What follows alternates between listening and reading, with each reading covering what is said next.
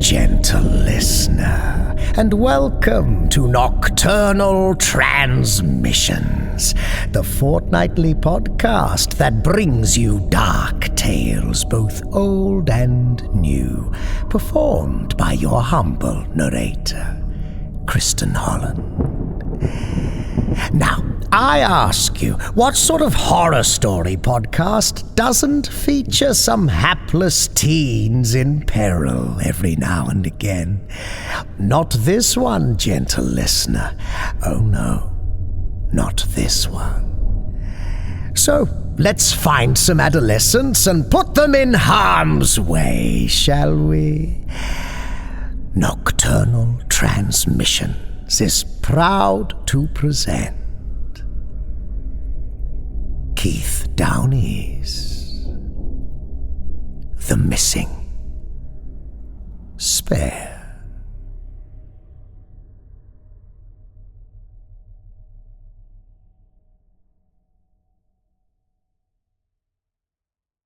It was hot, even for a late summer night.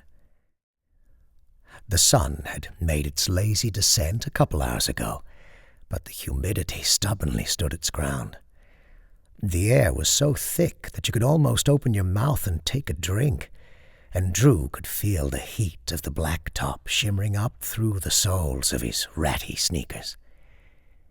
He needed some new kicks, but he needed money for that, and working as a grunt in his dad's sandwich shop wasn't getting him new Jordans any time soon. He'd be stuck with his Reeboks for most of senior year. He flung an empty beer can across the parking lot, then turned to look back at his friends. They were still finishing a shared cigarette, passing the thing back and forth with tender glances, caressing each other's fingers with each exchange. He tried to keep his voice even. "Come on, are we doing this or what?" He heard rubber grinding on asphalt. Eddie putting out his butt. "Hell yeah, man, let's do it." "I don't know, guys. What's like the point? It's an abandoned bowling alley. What are we even going to do here?" Drew ground his teeth, probably a lot harder than Eddie had ground the cigarette. If he and Eddie wanted to do something, then Tina had to complain. That was rule number 1. We can do whatever we want. That's the point. We can throw old shoes at each other, ransack the snack bar, turn on the disco lights, hurl balls down the lane, write our names up on the high score list, use the ball return as a beer luge, freaking anything we want. The power's being turned off. It's going to be dark in there and gross. I'll bet there are rats. And the cops drive by this place all the time. I think we should just go back to Eddie's place and hang out in the basement. Maybe get a pizza? I'm hungry. Tina's voice gave him a headache. They always hung out at Eddie's, and she would cuddle up against her boyfriend and throw the occasional eye roll Drew's way, making sure that he knew she'd taken full ownership of his best friend. I guess she does have a point, man. I did see a cop slow roll past the parking lot yesterday. Rule number 2. If Tina complained, Eddie had to take her side. He ground his teeth again. That's why we parked in back. Come on, guys, let's do something different for a change.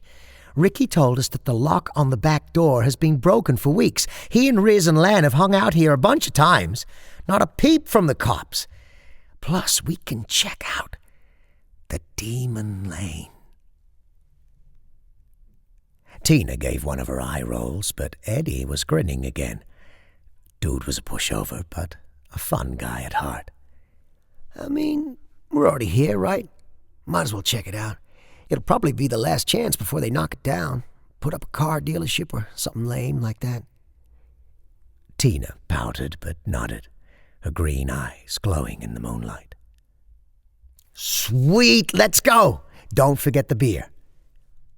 Drew ran ahead.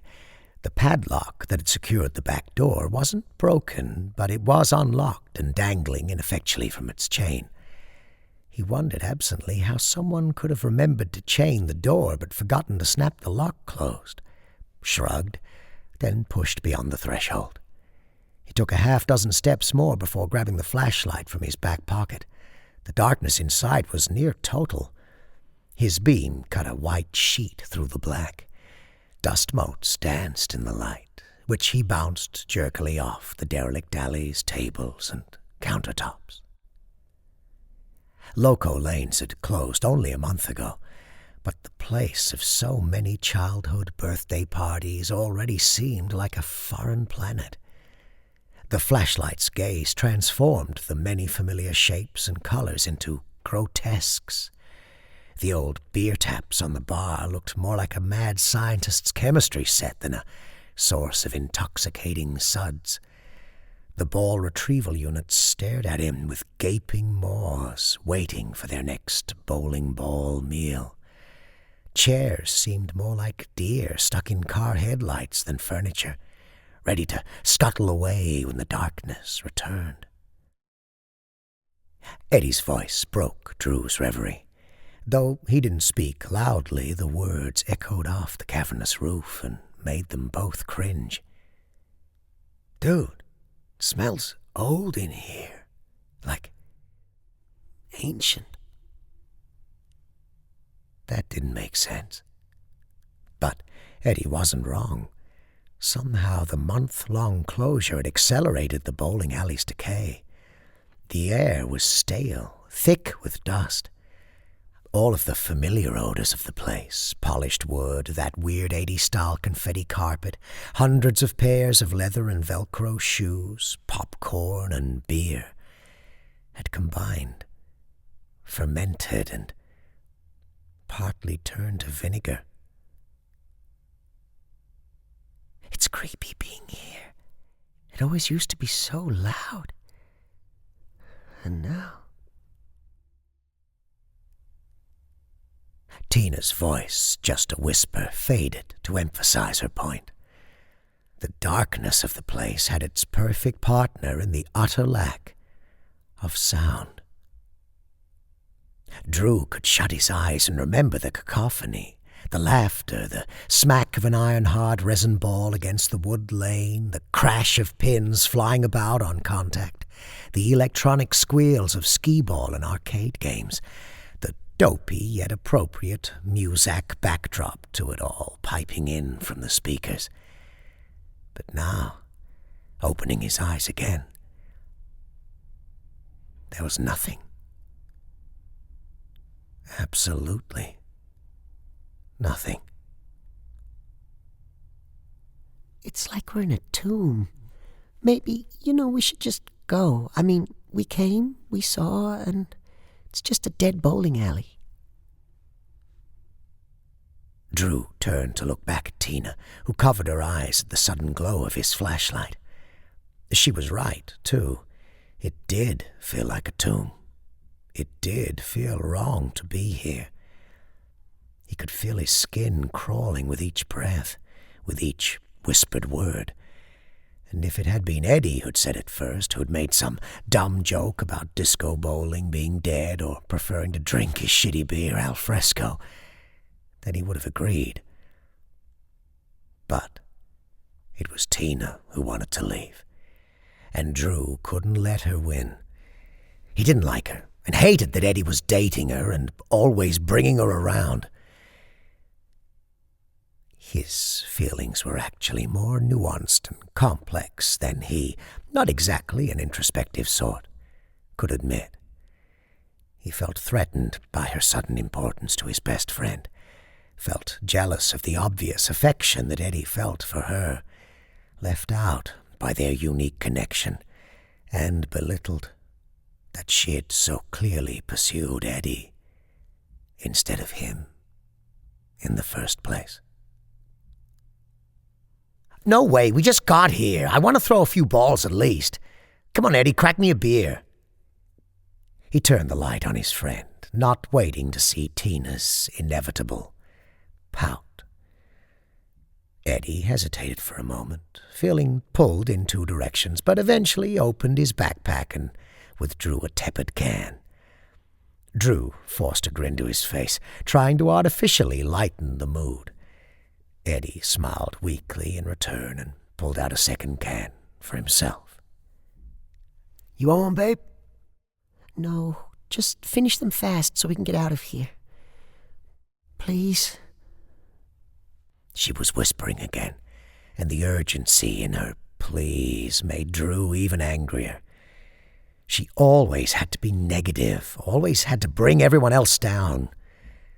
The crack and hiss as he opened the can reverberated off the dead walls, and Drew made the most obnoxious slurping sounds he could, despite not really wanting the beer anymore. Which one is supposed to be the demon lane? Eddie had managed to open and sip his beer in relative quiet, and his voice was much closer in volume to Tina's hesitant whisper than to his usual brash banter. Drew frowned. It's unlucky number 13, of course. Some old-timer repairman was servicing it. The pin reset mechanism apparently restarted, even though the power was supposed to be off. Tore his arm right out of the socket. Guy sued Big Nick, the old owner, and that's why he had to shut the place down. At least that's what Lan's dad said. That's gross and sad and terrible. Eddie nodded solemnly at Tina, but his eyes sparkled with some of his pre-relationship mirth. He smirked and spoke a bit more loudly than before. And that's when they say that Lane 13 got the taste for human blood. Now it's just sitting there, watching and waiting for its next victim. Could be one of us. Could be. You! He jumped at Tina with outstretched hands, eliciting a girlish squeal that turned into light punching, then kissing. Drew frowned again. Maybe I'll get lucky and the two of you will both get eaten. I'm going to go find a ball and see if the Demon Lane's pins are set up. He stalked off, navigating with his flashlight. He could hear them cooing at each other, embracing, making out. He tried to block it, tried to focus, tried to pretend that he was having fun, that he wasn't more than a little creeped out by the place. He had to look in half a dozen racks before finding a ball. Why it had been left behind when all of its brethren had been taken was pretty obvious. The thing was painted a hideous green and pockmarked with dozens of dents and chips. Still, his fingers fit smoothly in the 3 holes, and its heft felt somehow reassuring as he walked towards Lane 13. He found it easily enough, since the lanes were in sequential order, and it looked exactly like all of its neighbors, polished if dusty wood, screwed-in table littered with a few stubs of scorekeeping pencils, dormant ball retrieval unit. He towed the foul line at the top of the lane and peered into the murky depths towards the pins, though they weren't quite visible. The darkness seemed reluctant to give them up. He raised the ball and aimed, then stopped. This deserved an audience. "You guys still sucking face over there?" He hollered in the darkness behind him. For a long moment he heard nothing.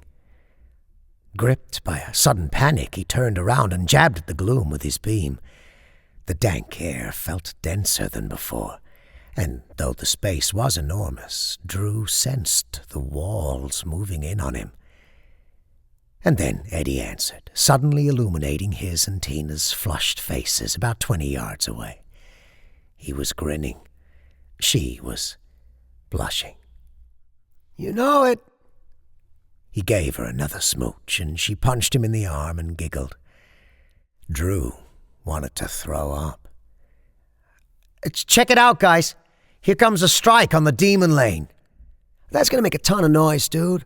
Let's find a skee-ball machine instead." "Hell no! This is a freaking bowling alley, not a Chuck E. Cheese. I want to roll." Tina joined in her boyfriend's dissent, resorting again to a whisper. It's quiet as a graveyard in here, Drew. Let's just leave it alone. "Why? Who's going to hear us? There are no cops here. There's no one, except maybe the ghost of that poor mechanic's right arm. He'd meant that as a joke, but it sounded awful even to him.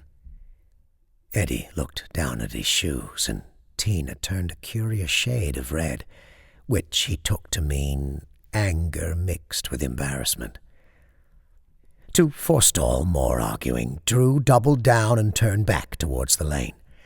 He studied the darkness where the pins should be melodramatically, then took a few slow steps while winding back his right arm. As Tina whispered, "Don't!" he whipped his arm forward and hurled the pockmarked ball down the lane. The sound, as Eddie and Tina had predicted, was catastrophic. The creepy silence of the place collapsed under the explosion of Drew's wonky ball thundering down the alley. They heard every rotation in surround sound as the entire building acted as an echo chamber. They winced at a hideous series of thumps and cracks as the projectile reached the end of the lane. Whatever the ball had slammed into, it hadn't been bowling pins. The noise reverberated for what seemed like 5 minutes before finally dying away. Drew's heart pounded out the time. He felt like Peregrine Took after he'd knocked the armored skeleton down the well in the dead mines of Moria, though at least the movie version of Pippin had made his gaffe by accident. He turned around, meaning to apologize, to acquiesce and leave the damned bowling alley post-haste. But just as his mouth opened to speak, Tina's angry whisper cut in. You're such an asshole, Drew. You could probably have heard that racket a mile away. Why do you always have to act like the biggest clown in the room? Who are you trying to impress? Drew's planned mea culpa evaporated. I'm sure as hell not trying to impress you. And at least clowns make people laugh, have a good time. You're like the succubus of fun, just moping around and bringing everyone else down with you. Oh, cool, man. Don't talk to her like that. Drew glared at Eddie through the flashlight beam. She started it. You always take her side, no matter that we've been friends since 3rd grade and she didn't even talk to you until a couple of months ago. You started it, man, by throwing that damn ball down the alley when we asked you not to. We should split now. I'm sure someone heard it. Probably called the cops. Backed into a corner, Drew refused to give in. Screw you guys. Leave if you wanna. I don't hear any sirens, do you? I'd rather hang out alone here than listen to you two exchange saliva on the couch in Eddie's basement. I'm going to get my ball. I'll get a strike next roll. Oh, come on, man. Don't be like that. Eddie's voice faded into a hushed quarrel between the two lovers, with Tina likely arguing that they do just what Drew suggested and leave him behind, and Eddie half-heartedly defending his obnoxious best friend. At that moment, Drew didn't care that he'd put his buddy in a difficult spot. He didn't care if Tina was right. He just wanted to show them that what? That he didn't need their friendship? That he didn't care about their relationship? He did, of course, on both counts. But goddamn, could they piss him off sometimes. And stalking away angrily just felt right. So would finding that wonky bowling ball and throwing it down the lane again. He wanted to punish them, to hurt them for excluding him and admonishing him. He didn't care that doing so would just exacerbate the situation. Tina had called him a clown, and he was going to shove that right in her face. Filled with stupid self-pity and anger, Drew stomped off down the demon lane, ignoring the muted voices of his friends. The polished wood was slick under his sneakers, and the darkness crowded against the beam of his flashlight. He again felt the black walls closing in on him, the claustrophobic panic of the dark eating at his resolve. But stubbornness propelled him forward. The walk to the pins seemed much further than the regulation 60 feet. Drew had the sensation of walking downhill, though the lane must have been perfectly straight. But the stale air felt chilled, as if he was descending into a basement. A slight shiver ran up his spine, and his teeth chattered involuntarily before he set his jaw. He couldn't hear the whispers of his friends anymore. The silence around him was as total as the blackness. He walked on, goosebumps forming on his bare arms. The slickness of the wood lane had become almost liquid, and he slowed his pace to avoid slipping. He could just imagine Tina smirk if he wound up on his ass. She'd say he deserved it, and he'd hate it that she'd be right. Screw her, and screw Eddie too. The flashlight's weak beam found the pins, finally, but it didn't make Drew grin. They reared up suddenly, and the low light and long shadows made them as much a macabre farce as the rest of the abandoned bowling alley. As he'd suspected, his ball had missed the pins entirely. They rose up from the floor, unbowed. The paint had decayed from bright white and red to mildewed yellow and rust, and up close their arrangement seemed cluttered rather than ordered. Two of them on opposite sides also appeared to be from a different set of pins entirely. They were taller and more tapered than their brethren. They looked more like ugly wooden incisors than bowling pins. The lopsided puke green ball didn't immediately reveal itself amid the gloom. Figured. His whole night had been crap, so why should finding his ball be any different? Drew got down on his knees and started to search along the gutters. The damn flashlight battery was starting to give out on him. The beams seemed weaker than ever. He resorted to groping about with his hand as much as looking with his eyes. The gutters were moist to the touch and clammy, but the slimy surface wasn't cold like condensation. It was warm, like the natty light he'd been slurping. The nasty beer threatened to rise up as if from the dead, and he swallowed down the bile just before he lost it into the gutter. Wouldn't Tina like to see him vomiting on his hands and knees looking for his stupid ball? Yeah, she'd like it all right. He shook his head, trying to clear his mind and focus. But focus on what? On finding a freaking bowling ball in a derelict alley so he could annoy his best friend?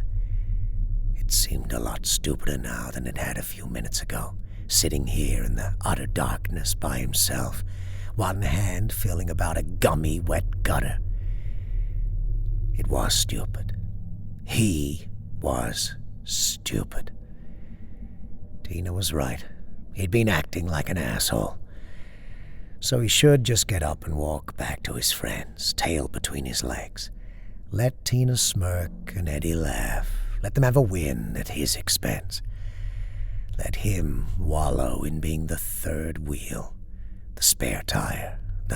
His flashlight caught a glint of green in one of its random sweeps. The ball. His lopsided puke green ball. It had wound up behind the pins somehow, maybe bouncing off of the gutter and jumping the picket line of pins. But there it was, only a couple feet away. Drew took this as a sign that his original thought process had been correct. He'd put off the reconciliation with his friends a bit longer, retrieve his ball and see if the spare tire couldn't connect on a real spare with his second roll. He reached for the ball, but quickly realized that it was lodged a bit further behind the pins than he'd initially thought. The shadows played tricks with his depth perception. The tapered pins loomed taller up close than they'd appeared just a few steps back. He lay down on his stomach and inched right up against the pins, careful not to upset them, and once again dismayed by their yellow color. They looked like the nicotine stains on his dad's teeth. Now, as close to the pins as he could get, he extended his arm between the two nearest, reaching splayed fingers towards the ball. He could just touch it, feel the pockmarked surface on his fingertips. He grunted, tried to reach further, then yelped in surprised pain. He'd cut his arm, scraped it against one of the pins. He was wearing a t-shirt, and the sleeve had bunched all the way up to his shoulder as it reached between the pins. He saw a trickle of blood dripping down from his bicep, falling to the alley floor. It didn't make sense to him. Pins were round, smooth. Even if the old ones in lane 13 were splintered, shouldn't any contact have just knocked the pin over? It wasn't wobbling at all. He pulled his arm back through the gap between the pins, meaning to stand up and kick the damn things over and then retrieve his ball. But he yelped again instead, and his arm didn't move. The blood dribbling off of his arm increased, and the little pool on the alley floor expanded. His arm was wedged inexplicably, trapped between two apparently splintered and stuck bowling pins. He was more confused than panicked at this point. How had he been able to fit his arm through the pins in the first place? He put the flashlight on the ground, pointed generally towards the pins, and reached with his free hand towards one of the two pins trapping his right arm. He yelped again when he gripped it and withdrew his hand. It too was now bleeding. What in the hell was going on? He picked up the flashlight again and brought it close to the pins. They weren't splintered at all, and they weren't round. They were sharp, razor sharp. But how? He hadn't noticed it nor scraped his arm on the way in, right? So, seriously, how? Now he started to feel panic creep in. The red pool of blood on the alley floor was still spreading, but it had started running downhill in a little channel, seeping into the darkness beyond the pins. His left hand ached, but he tried to push against the front of the nearest pin to dislodge it and free his arm. It didn't give. It didn't wobble. It remained upright, and his bleeding arm remained stuck. What the fuck kind of bowling alley nailed its pins to the floor? He was going to have to swallow his pride and ask for some help. He'd welcome Tina's eye rolls and Eddie's inevitable jokes at this point, as long as they could get him out. He couldn't even remember why he'd stormed off in the first place. He opened his mouth, meaning to yell out to his friends, but instead inhaled a sudden gust of foul air. He coughed violently and gagged, bringing a searing pain up from his trapped arm as his body recoiled. He felt polluted, nauseated. The smell was atrocious. Festering trash and rotting meat. It had come from somewhere in front of him, beyond the pins, in the darkness. The panic was real now. His arm was bleeding badly, and between the blast of hot, rancid air and the sight of his own blood streaming out of sight, he was afraid he might vomit or pass out. He opened his mouth again to cry out, but this time a sound drowned his incipient yell, the words dying in a moan. It was the pin reset mechanism, or so he assumed, a mechanical grinding noise that emanated like the dank wind from the chasm beyond the pins. But that was impossible. The power wasn't turned on. Nothing was turned on. The place was dead. And yet, The sound of gears moving rose from a buzz to a light roar, and he could feel the alley floor vibrating beneath him. Terrified, he grabbed the flashlight and pointed it past the pins. Its tired beam barely dented the darkness, but he thought he could make out the movement of some vague shape, a dancing shadow. He tried again to cry out, but found that his voice had failed him. The only sound that emerged was a croak, rendered inaudible by the grinding gears. Another, nearer, made him look up. The beam extended just far enough to illuminate the top of the pin area. He expected to see malfunctioning metal fasteners descending on him, ready to squash him in an ill-fated attempt to reset the nailed-in pins.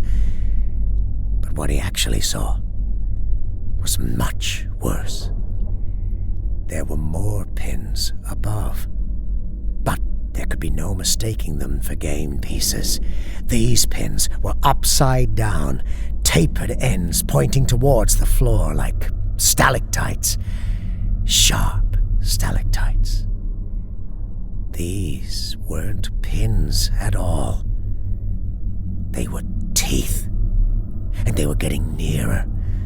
He felt something wet against his trapped arm and whipped the flashlight beam in that direction. But he already knew what he would see. The dancing shadow had crept closer. It was a forked tongue, hot and wet and tasting its prize. Drew finally found his voice, but his scream was short-lived.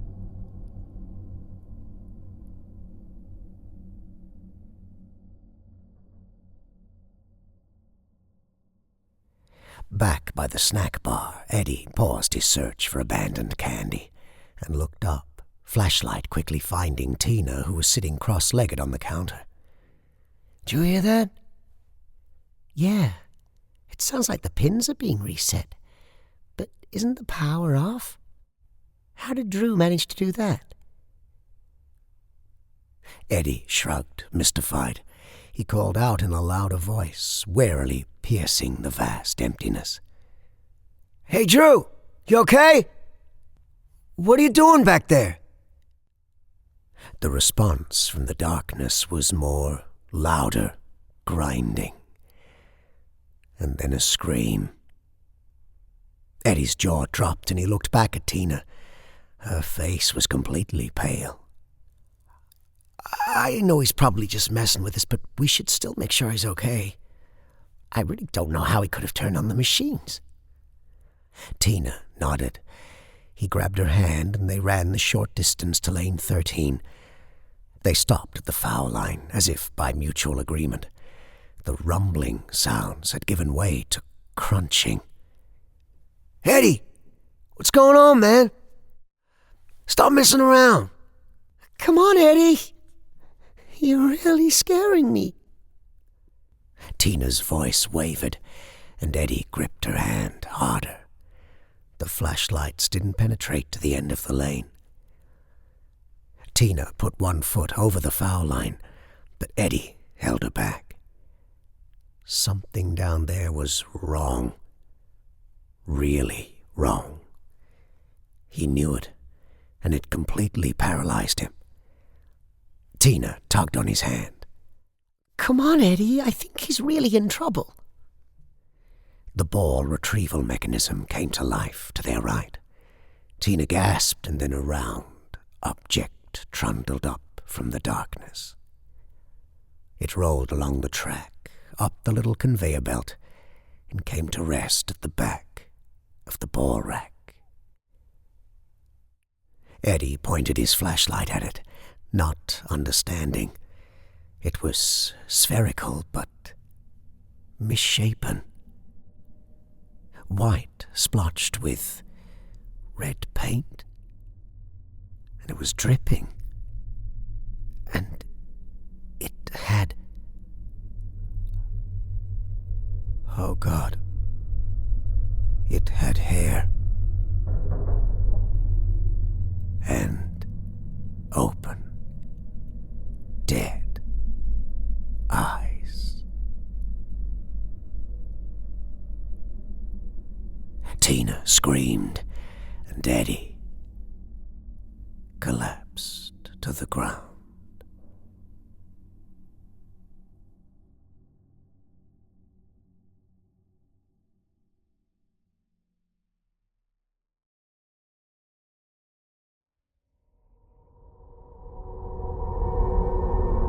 The Missing Spare by Keith Downey.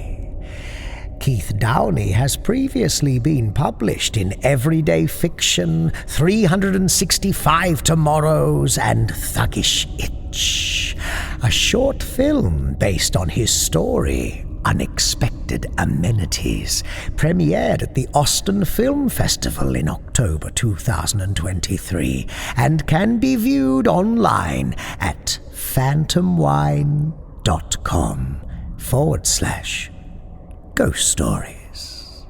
We'll put a link in the featured authors section on our website, nocturnaltransmissions.com.au.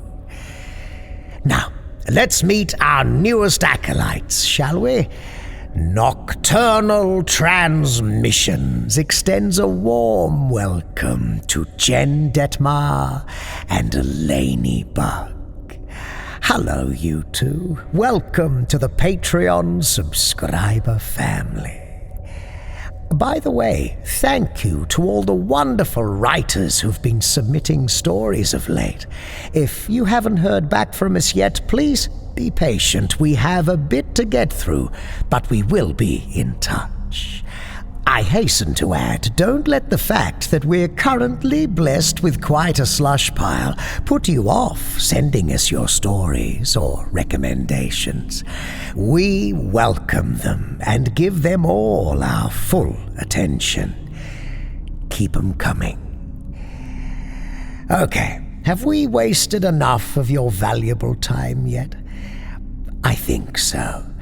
This transmission was transmitted by Nocturnal Transmissions, thanks in no small part to the generous assistance of our Patreon subscribers.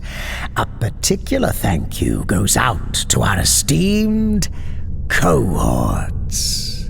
Tippy Polo, Joanne Brooker, Rachel Brown, Amanda Moore, Heathen Soul, Rebecca Gates, Thomas Funderburg, Boole Swiftney, Mudkip, Wildy, Adam, Sam Hankins, J.B., Andy Shammy, Arnie Frank, Alex Brewers, Evan Dooley, Kel Wielden, Wayne Prince, Alicia Townsend, Johnny Kelly, Brett Allen, Daniel Clanton, Robert Troy Hampton Peterson, and Daniel Kamienkowski. All non-public domain stories are featured with the permission of the authors. All voices and production are concocted by Kristin Holland. Until next time, as always, watch the skies, fear the dark, and don't trust anyone, especially yourself. Good night, gentle listener.